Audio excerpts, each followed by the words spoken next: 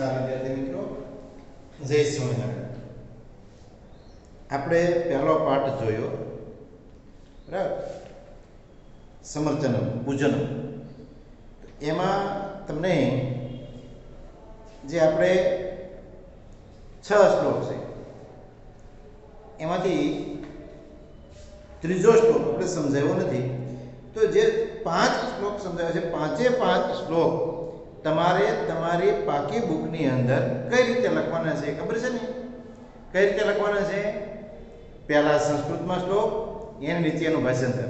સંસ્કૃતમાં શ્લોક, એની નીચે એનું ભાષાંતર. સંસ્કૃતમાં શ્લોક, એની નીચે એનું ભાષાંતર. આ રીતે લખવાના છે દરેક વખતે. તો દરેક જે કોઈ કાવ્ય આપણે સમજાવીએ તે એમાં આ રીતે જ છે. એટલે દરેક વિદ્યાર્થીએ પૂછ નહીં કરવાનું કે સાહેબ પાકી બુકમાં કઈ રીતે લખવું, પાકી બુકમાં કઈ રીતે લખવું. અને ત્યાર પછી તેનો સ્વાધ્યાયની અંદર એ જે કાંઈ પ્રશ્નો છે, 1 થી 6 પ્રશ્ન છે, બરાબર. પહેલા પ્રશ્નમાં 1 થી 5 પ્રશ્ન છે, બીજામાં ખાલી જગ્યા છે, એમાં 1 થી 5 ખાલી જગ્યા છે, ત્રીજામાં એ પ્રશ્ન વાક્ય બનાવવાના છે. તો એ ત્યાર પછી ગુજરાતી પ્રશ્ન છે, એના જવાબ ગુજરાતીમાં. ત્યાર પછી 3 શ્લોક જે છે શ્લોક પૂર્તિમાં છે, અને ત્યાર પછી યોગ્ય જોડી છે. હવે આપણો 5મો પ્રશ્ન શ્લોક પૂર્તિ કુરુત. આ 5મો શ્લોક પાઠ જે છે પ્રશ્ન, એ આપણે 3 શ્લોક છે, 3 શ્લોક કંઠસ્થ કરવાના છે. આવું તમને મેં ઘરકામ આપ્યું છે. ઓલું તો તમારે લખવાનું છે. જ્યારે આ 5મો પ્રશ્ન જે તમારે શું કરવાનો છે? પાકો કરવાનો છે, ગોખવાનો છે, યાદ રાખવાનો છે, બરાબર. અગ્નિમીળ પુરોહિતમ યજ્ઞસ્ય દેવમૂર્તિજમ હોતારમ રત્ન ધાતમ, બરાબર. ત્યાર પછી બીજો શ્લોક જે છે એ નમઃ સંભવાય, આપણે એ સમજાવ્યો નથી, એ બાકી રાખજો. અને એની પછી ત્રીજો શ્લોક વયમ ત્વામ સ્મરામો વયમ ત્વામ ભજામો વયમ ત્વામ જગત સાક્ષી રૂપમ નમામઃ સદેકમ નિદાનમ નિદાનમ બીજમ ભવામ ભવતી પોતમ શરણમ ભજરામ. આ બંને શ્લોક અત્યારે તમારે કંઠસ્થ કરવાના છે. પહેલો અને 6. આ 2 શ્લોક તમારા કંઠસ્થ કરેલા હોવા જોઈએ, પાકા કરેલા હોવા જોઈએ, યાદ કરેલા હોવા જોઈએ.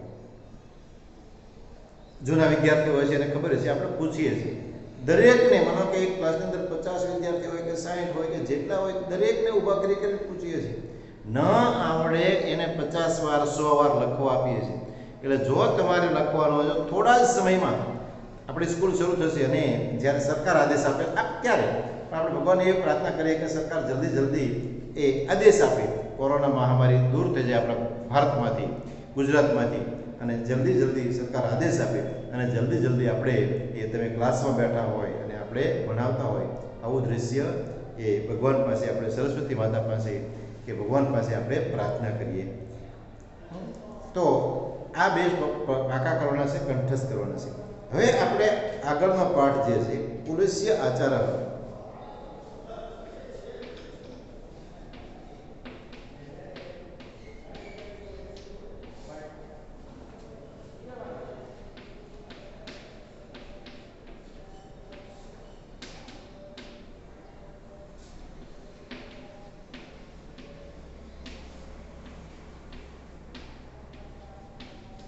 કુળની પરંપરા.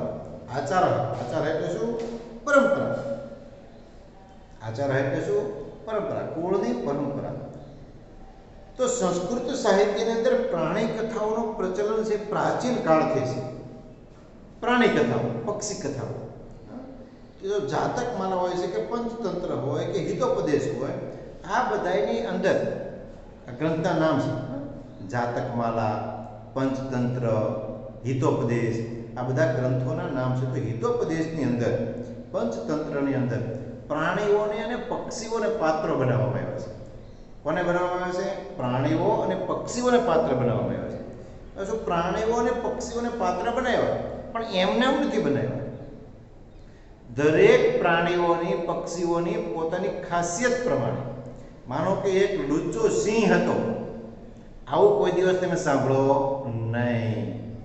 જ્યારે લુચ્ચાઈની વાત આવે ત્યારે શિયાળની જ વાત આવે. કારણ કે શિયાળ જે છે લુચ્ચું પ્રાણી ખરેખર છે. કોઈ પરાક્રમી કાર્યની અંદર એ વાત આવે કે એને આવું પરાક્રમી કાર્ય કર્યું, તો ત્યારે સિંહની વાત આવે. કોઈને મદદગાર થવાની કોઈ વાત આવે કે આ પ્રાણી જે છે આને મદદગાર થયો, તો એમાં હાથીની વાત આવે. પક્ષીઓમાં વાત કરીએ તો પક્ષીઓમાં જુઓ તમે કે જ્યારે એ એકદમ ચતુરાઈની વાત આવે, ચતુરાઈ કે આ પક્ષી ચતુર, તો ચતુરની અંદર કોને તમને યાદ આવે? કાગડો. કારણ કે કાગડો છે ખરેખર ચતુર પ્રાણી છે, સોરી પક્ષી.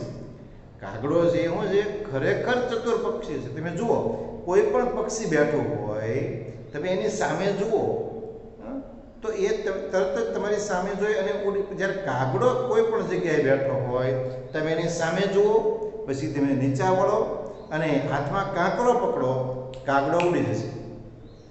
ઘા નહીં કરવાનો. માત્ર ને માત્ર કાગડો એ કોઈ પણ જગ્યાએ બેઠો હોય, તમારે એની સામે જોવાનું, પછી તમારે પથ્થર લેવા નીચું ઝૂકવાનું. હજી નીચા ઝૂકો ત્યાં એ કાગડો શું થાય? ઉડી ગયો હશે. કેમ? તો કે ચતુર છે, એને ખબર છે કે હવે માણસ ઘા કરે, ઘા કરીને મારે એ પહેલાં આપણે ઉડી જવું, તો હું ચતુર પક્ષી છે. બરાબર. તો ચતુરાઈની વાત આવે ત્યારે એ કાગડાની વાત આવે. કોઈ મીઠા ટહુકાની વાત કરીએ તો ત્યારે એ કોયલની વાત આવે. કોઈ થનગનાટ કે કોઈ નૃત્યની વાત આવે, અથવા કોઈ સુંદરતાની વાત આવે તો મોરની વાત આવે. આવી રીતે પંચતંત્ર અને હિતોપદેશ એમાં પ્રાણીઓની પોતાની ખાસિયત પ્રમાણે પાત્રો બનાવવામાં આવે છે. બીજું કે પંચતંત્રને એટલું સન્માન મળ્યું છે કે વર્લ્ડમાં, વિશ્વમાં એવી કોઈ ભાષા નહીં હોય કે જે પંચતંત્રમાં એનો એ અનુવાદ ન થયો હોય. આવું એને સદભાગ્ય પ્રાપ્ત, આ જે પંચતંત્રને સદભાગ્ય પ્રાપ્ત થયું છે, એવું સદભાગ્ય આજ સુધી કોઈ ગ્રંથને નહીં, નેવર. મહાભારત રામાયણને નહીં. મહાભારત અને રામાયણ પંચતંત્ર જેટલું પંચતંત્ર જેટલો જે એનો અનુવાદ થયો છે, એટલો અનુવાદ એ બીજા કોઈ ગ્રંથને, વિશ્વના બીજા કોઈ ગ્રંથને એ એટલું સદભાગ્ય પ્રાપ્ત થયું નથી. કારણ કે પંચતંત્રની અંદર જે પ્રાણી કથાઓ છે એ લગભગ વિશ્વના હશે કોઈ થોડાક નાના એકડા એવા દેશો કે જ્યાં એ ભાષાની અંદર એનું અનુવાદ થયું હોય નહીં. બાકી લગભગ દુનિયાના તમામ દેશોની અંદર આ ગ્રંથ એનું ભાષાંતર, એનો અનુવાદ થયેલું છે અને ત્યાં આ પ્રાણી કથાઓ ભણાવવામાં પણ આવે છે. તો આવી પ્રાણી કથાઓમાંથી એક આપણે અહીંયા લેવામાં આવ્યું છે કે આ પ્રાણી કથામાં પ્રસ્તુત એક ચાતક નામનું પક્ષી.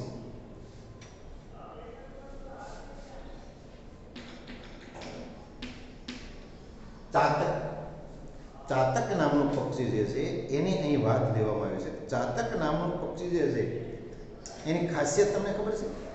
ચાતક નામના પક્ષીની ખાસિયત શું?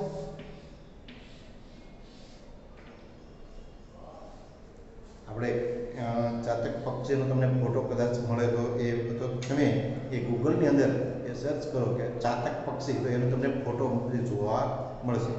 અથવા તેની ખાસિયત પણ જોવા તમને છતાં આપણે તમને મોકલીશું ચાતક પક્ષીનો ફોટો મળે તો. પણ ચાતક પક્ષીની ખાસિયત એ છે કે એ વરસાદનું પાણી જ પીવે. ઉપરથી વરસાદ વરસતો હોય, એને ચાંચ આમ રાખે અને જેટલું એની ચાંચમાં પાણી આવે એટલું પાણી પીવે. એનાથી વધારે નદીમાં, તળાવમાં કે સરોવરમાં કોઈ જગ્યાએ એ પાણી પીવે નહીં. માત્ર ને માત્ર ચાતક પક્ષી જે છે એ ચાતક પક્ષી વરસાદનું જ પાણી પીવે. આ એના કુળની પરંપરા. પરંપરાની વાત એ ઘણાના કુળની પરંપરા હોય. નથી કહેતા જેમ કે અમુકમાં જે છે એ દશેરાના દિવસે અમુક કુળની અંદર કે દશેરાના દિવસે શસ્ત્રની પૂજા થતી હોય, અમુક કુળની અંદર જે છે એ સાતમ આઠમમાં કંઈક બીજું કંઈ થતું હોય, તો એની કુળની પરંપરા કહેવાય. અને આ કુળની પરંપરા હંમેશા જાળવવી જ જોઈએ. ગમે તેવા તમે મોટા થઈ ગયા હોય કે ગમે તેવા ભણી ગયા હોય, પણ કુળની પરંપરા જે હોય તો એ કુળની પરંપરા બધાએ જાળવવી જોઈએ. એવું આપણે આજે તમને હું ગુજરાતીમાં વાર્તા કહું છું. આજે આપણે કાંઈ બોર્ડ ઉપર કાંઈ લખવું નથી. આપણે વાર્તા કેવી છે એમ સમજી લો. આપણે ભણતા અત્યારે નથી. આજે આપણે ભણવું નથી. આજે એક સરસ મજાની વાર્તા કહું કે એક ચાતકનું બચ્ચું હતું. તો એકવાર તરસ્યું થયું, એને તરસ લાગી, તો એની માને એની એ મા પાસે ગયું અને માને કહે છે કે માં મને ખૂબ તરસ લાગી છે. શું કહે છે? માં મને ખૂબ તરસ લાગી છે. અત્યારે એ આકાશમાં વાદળ દેખાતા નથી. અત્યારે આકાશમાં વાદળ દેખાતા નથી. ક્યારે વાદળ બને, ક્યારે વાદળ વરસે અને ક્યારે હું પાણી પીવું એ જાણતો નથી. આથી હું તળાવનું પાણી પીવા જાઉં છું. શું કહે છે? આથી હું તળાવનું પાણી પીવા જાઉં છું. તો એની માં કહે છે કે હે બાળક, કે હે બાળક, આ આપણા કુળની પરંપરા નથી. હે બાળક, હે પુત્ર, કે આ આપણા કુળની પરંપરા નથી. કઈ કુળની પરંપરા નથી? તળાવનું પાણી પીવું એ આપણા કુળની પરંપરા નથી. આપણા કુળની પરંપરા તો તળાવનું પાણી પીવું એ જ છે, અને તેની તારે રક્ષા કરવી જોઈએ. ચાતકનું બચ્ચું ફરી વખત કહે છે કે માં મને ખૂબ જ તરસ લાગી છે. અત્યારે આકાશમાં વાદળ દેખાતા નથી. ક્યારે વાદળ બને, ક્યારે વરસાદ આવે અને ક્યારે હું તળાવ એ પાણી પીવું, ક્યારે હું પાણી પીવું એ હું જાણતો નથી. આથી હું પાણી પીવા જાઉં છું. એમ કહીને ચાતકનું બચ્ચું ઉડ્યું, તળાવનું પાણી પીવા જાય છે. હવે એ જતા જતા જ્યારે તળાવનું પાણી પીવા જાય છે તો થાકના લીધે એક જગ્યાએ આરામ કરવા બેસે છે. થાકી ગયો એટલે એક જગ્યાએ આરામ કરવા બેસે છે. એ જે બેસે છે તે વૃદ્ધ એ ખેડૂતનું ઘર હતું. જ્યાં બેસે છે તે કોનું ઘર હતું? એક વૃદ્ધ ખેડૂતનું ઘર હતું. અને અંદર વૃદ્ધ ખેડૂત અને તેનો પુત્ર બંનેનો સંવાદ થાય છે. અને આ એ જાતકનું બચ્ચું સાંભળે છે. એ ખેડૂતનો પુત્ર કહે છે કે પિતા, હવે બે સંવાદ કરે છે, પિતા પુત્ર, ખેડૂતનો પુત્ર અને તેનો પિતા બંને સંવાદ કરે છે. અને આ જાતકનું બચ્ચું સાંભળે છે, થાકેલું હતું, બેઠો ત્યાં. એટલે પુત્ર કહે છે કે હે પિતા, આજે માર્ગમાં મેં ધનની ભરેલી થેલી જોઈ. આજે માર્ગમાં મેં ધનનો ભરેલો થેલી જોઈ. આ થેલી જોઈ અને મને આનંદ થયો. આ થેલી જોતા મને આનંદ થયો અને મને એમ થયું કે આ ધનથી આપણી ગરીબાઈ દૂર થઈ જાય તેમ હતી. આ ધન લેવાથી આપણી ગરીબાઈ દૂર થઈ જાય તેમ હતી. હવે તેના પિતા મરણ પથારી ઉપર હતા. તો એ સાંભળે છે કે આ ધન લેવાથી આપણી ગરીબાઈ દૂર થઈ જાય તેમ હતી. પણ એ જ સમયે શું કીધું? એ જ સમયે મને તમારો ઉદ્દેશ યાદ આવ્યો કે બીજાના ધન લેવું એ આપણા કુળની પરંપરા નથી. બીજાનું ધન લેવું તે આપણા કુળની પરંપરા નથી. આથી મેં એ ધનની થેલી ત્યાં જ છોડી દીધી. મરણ પથારી ઉપર પડેલા ખેડૂતને ખૂબ આનંદ થયો. મરણ પથારી ઉપર પડેલા ખેડૂતને ખૂબ આનંદ થયો. તો એને આનંદ થયો એટલે એના પુત્રને પણ આનંદ થયો. ચાતકનું બચ્ચું વિચારે છે કે અરે, જે મરણ પથારી પર પડેલ ખેડૂત અને તેના પુત્રને પોતાના કુળની પરંપરા જાળવવાની કેવી તાલાવેલી છે, કેવી ઈચ્છા છે, કેવા રાજી થાય છે. જ્યારે હું તો મારા કુળની પરંપરા જાળવતું નથી. મારા કુળની પરંપરા વરસાદનું પાણી પીવું તે જ છે. એ મારા કુળની પરંપરા છોડી અને હું તો તળાવનું પાણી પીવા જાઉં છું. આ અયોગ્ય છે, આ યોગ્ય નથી. આવું વિચારી અને હું ત્યાંથી પાછું ફર્યું. તેની માતા પણ ખૂબ ખુશ થઈ. પોતાના કુળની પરંપરા જાળવવાની તાલાવેલી જાણી અને એની માતા પણ ખુશ થઈ. તેની માતાને પણ થયું કે વાહ. તો એને કીધું કે પશુઓ, પક્ષીઓ, માણસો બધાએ પોતાના કુળની પરંપરા, સારા આશયવાળાએ બધા લોકોએ પોતાની કુળની પરંપરા જાળવવી જોઈએ. તેની માતા ખુશ ત્યારે તેને આશીર્વાદ આપે છે. શું આપે છે? આશીર્વાદ આપ્યા. થોડા જ સમયમાં વાદળો બન્યા, થોડા જ સમયમાં વરસાદ વરસ્યો અને ચાતકનું બચ્ચું એ વરસાદનું પાણી પી અને આનંદ અનુભવે છે. તો અહીંયા અને આનંદ અનુભવે પોતાની તરસ છીપાવે છે. અહીંયા આપણો આ પાઠ પૂરો થાય છે. સાવ નાનકડો એવો પાઠ છે, મજા આવે એવો પાઠ છે. એના શબ્દો પણ ખૂબ સહેલા છે. પણ સંસ્કૃત મેં તમને કીધું તો તમે લઈ લેજો તમારા મિત્રો પાસેથી. જ્યાં સુધી તમારી પાસે સંસ્કૃત નહીં હોય ત્યાં સુધી મારે તમને નહીં મજા આવે. એટલે આજે હું જે છે ને તમને આ ગુજરાતી ખાલી સમજાવી દીધું. હવે સંસ્કૃત આપણે ભાષાંતર કરવું હોય તો એના માટે તો તમારે પાઠ્યપુસ્તક તમારી પાસે હોવું જોઈએ. આજે હું જે છે એ આ પાઠનો સ્ક્રીનશોટ પાડી અને તમને મોકલું છું. બરાબર? આ પાઠનો સ્ક્રીનશોટ તમારે જેની પાસે પાઠ્યપુસ્તક છે તેને લખવાની જરૂર નથી. જેની પાસે પાઠ્યપુસ્તક નથી તેને આ બીજો પાઠ તુલસી આચાર્ય પોતાની નોટમાં લખી લેવો. આમ તો બે ફાયદા હોય એ લખજો. હાલો, રફ નોટની અંદર ઘરકામ તમને જેની પાસે એ આ પાઠ છે તેને પણ લખો. પાઠ્યપુસ્તક જેની પાસે છે તેને પણ આ પાઠ લખવાનો છે અને જેની પાસે નથી તો એને મોબાઈલમાંથી જોઈને લખવાનું છે. શા માટે આવું? તો કે સંસ્કૃતની અંદર લખવામાં તમારા અક્ષર સારા થાય. એટલે સારા અક્ષર લખવાનું, જેવા તેવા અક્ષરે, ગડબડિયા અક્ષરે એમ નહીં. કેવા અક્ષર લખવાનું છે? સારા અક્ષરે લખવાનું છે. સંસ્કૃતમાં લખવાનું છે. કયો પાઠ લખવાનો છે? બીજો પાઠ લખવાનો છે. તુલસી આચાર્ય સંસ્કૃતમાં લખવાનું છે.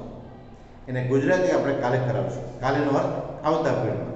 આનું ગુજરાતી આપણે ક્યારે કરાવશું? આવતા પીઢમાં. એ વખતે તમારે જે છે તમારી નોટમાં જે તમે લખેલું હોય એ તમારે સામે રાખવાનું. શું કરવાનું છે? એ પાઠ તમારી સામે રાખવાનો છે. સમજાય છે હું જે કહું તે? જેની પાસે પાઠ્યપુસ્તક છે તો એ વિદ્યાર્થીઓએ પણ લખવાનું છે.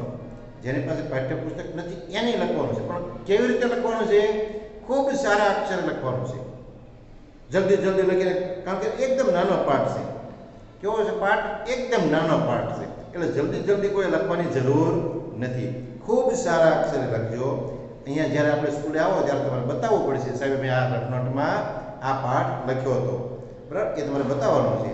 અત્યારે તમારી રફ નોટમાં આ પાઠ લખવાનો છે.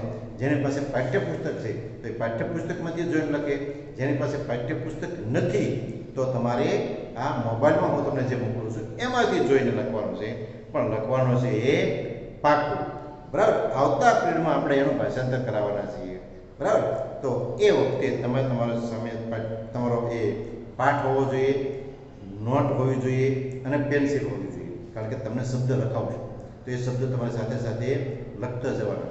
બરાબર? અહીંયા અમુક જે ભાષાંતરના જે શબ્દો હોય એ તમારા શબ્દ લખતા જવાના છે. બરાબર? તો અત્યારે અહીંયા આપણો આ પીરિયડ પૂરો. અસ્તુ. જય સ્વામિનારાયણ.